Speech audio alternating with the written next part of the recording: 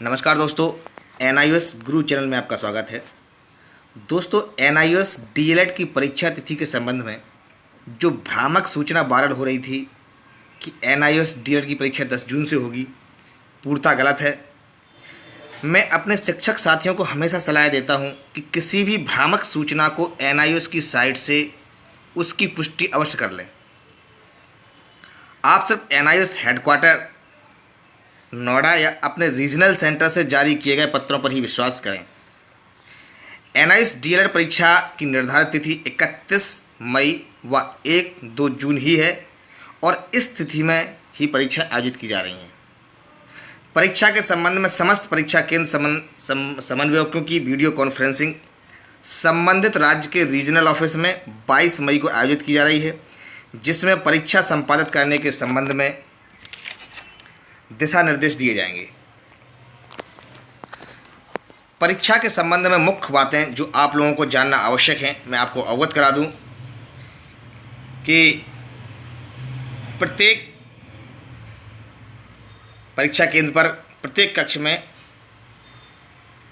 2 निरीक्षक लगाए जाएंगे। यदि उस कक्ष में 40 से अधिक शिक्षार्थी परीक्षा दे रहे हैं तो एक अतिरिक्त निरीक्षक लगाया जाएगा।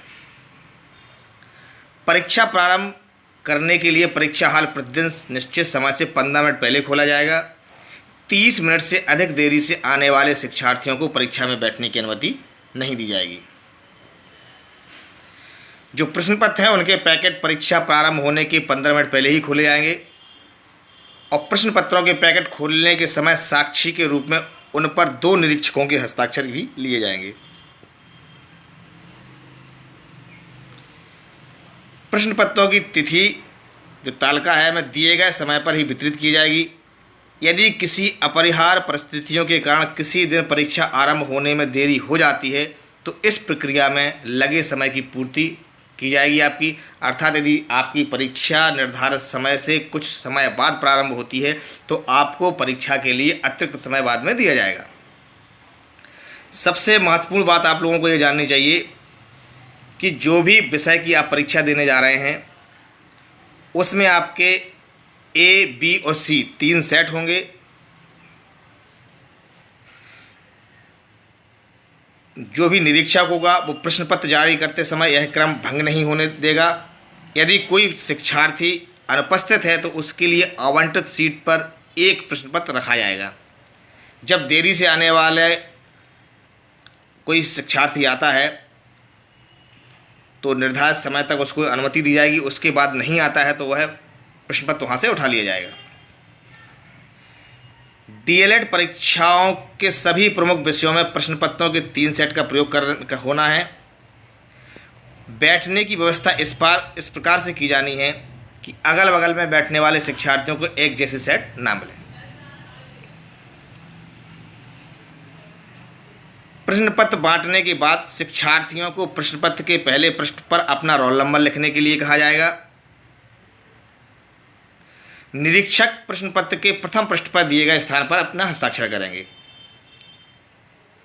किसी भी शिक्षार्थियों को परीक्षा विशेष के लिए निर्धारित समय से आधा समय समाप्त होने से पहले परीक्षा हॉल छोड़कर जाने की अनुमति नहीं होगी। उत्तर पुस्तिका परीक्षा आरंभ होने से 15 मिनट पहले ही बांटी जाएंगी। एनआईओएस मुख्यालय का मूल्यांकन विभाग परीक्षा शुरू होने से पहले प्रत्येक परीक्षा केंद्र के लिए रिक्त उत्तर पुस्तिकाएं भेजेगा, जो कि लगभग सभी परीक्षा केंद्रों पर भी पहुंच चुकी हैं। माध्यमिक तथा उच्चतर माध्यमिक पाठ्यक्रमों की सिद्धांत परीक्षा हेतु केंद्र अधीक्षकों के लिए दिशा निर्देश को डीएलएड परीक्षा के आयोजन के लिए सख्ती से पालन करना होगा। एनआईओएस ने परीक्षा के लिए होने वाले व्यय की अग्रिम राशि लगभग 60% भेज दी है।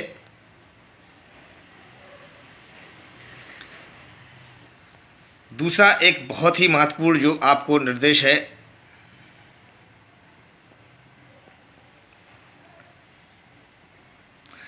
एनआईओएस द्वारा अपनाई गई प्रणाली के अनुसार एक विषय के लिए शिक्षार्थियों को केवल एक उत्तर पुस्तिका दी जाए, अतिरिक्त उत्तर पुस्तिका प्रदान करने का प्रावधान नहीं है। दोस्तों, आप सभी परीक्षार्थी यह अवश्य समझ लें कि NIOS में बी कॉपी अलाउड नहीं है, इसमें बी कॉपी नहीं मिलती है। आप सभी को जो कॉपी दी जाएगी उसी में ही अपने उत्तर लिखने होंगे। प्रश्न पत्र के सभी उत्तर लिखने के लिए आपको 32 पृष्ठों की उत्तर पुस्तिका प्रदान की जाएगी।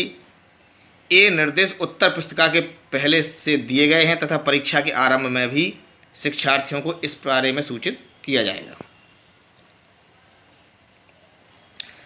यह सुनिश्चित करें कि प्रत्येक शिक्षार्थी उपस्थित सीट में इसके लिए दिए गए कॉलम में उसे दी गई उत्तर पुस्तिका क्रम संख्या लिखें।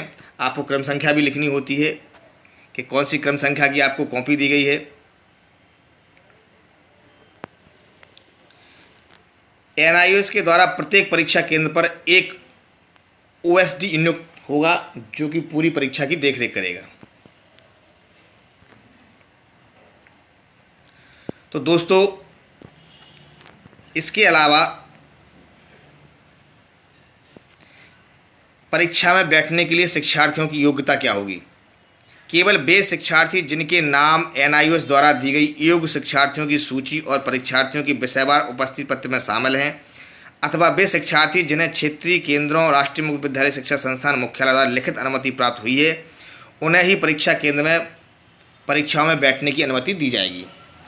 कृपया अन्य किसी व्यक्ति को भी परीक्षा में बैठने की अनुमति ना दें। यह साफ निर्देश है निरीक्षकों के लिए, केंद्र समन्वयकों के लिए।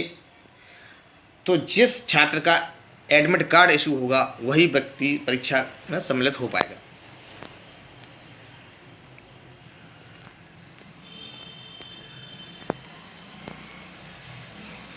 दोस्तों, एक और महत्वपूर्ण है कि NIOS हॉल टिकट जनरेट परीक्षा आरंभ होने से कम 10 दिन पहले करेगा। अर्थात आपका 21 या 22 तारीख में 21 या 22 मई में आपका एडमिट कार्ड NIOS की साइट पर अपलोड हो जाएगा। आप वहाँ से अपना एडमिट कार्ड अपलोड करके उसको आपको ले जाना होगा। इसके साथ ही आपको अपना एक ID, कुछ भी आई कार्ड या आधार कार्ड आपको उसके साथ में आपको ले जाना होगा। तो दोस्तों, ध्यान रहें, किसी भी भ्रामक सूचना पर आप ना जाएं। आपकी परीक्षा निर्धारित तिथि पर ही आयोजित की जाएगी। दिशा निर्देश जारी कर दिए गए हैं। सारे परीक्षा केंद्र सुनिश्चित हो गए हैं। आपके ज़िले का कौन सा परीक्षा केंद्र है, आप हमारे YouTube जो मैंने पहले बनाया था परीक्षा केंद्रों की सूची के संबंध में, उसको आप देख सकते हैं। यह सूचना जो है सी धारूमन जी, जो कि NIOS हेडक्वार्टर के हमारे मुख्य परीक्षा समन्वयक हैं, उनके द्वारा दी गई है। दोस्तों, आप जुड़े रहें हमारे NIOS चैनल से। NIOS गुरु चैनल को आप सब्सक्राइब करें, लाइक करें, शेयर करें। मैं आपका दोस्त अजय अनुरागी। धन्यवाद।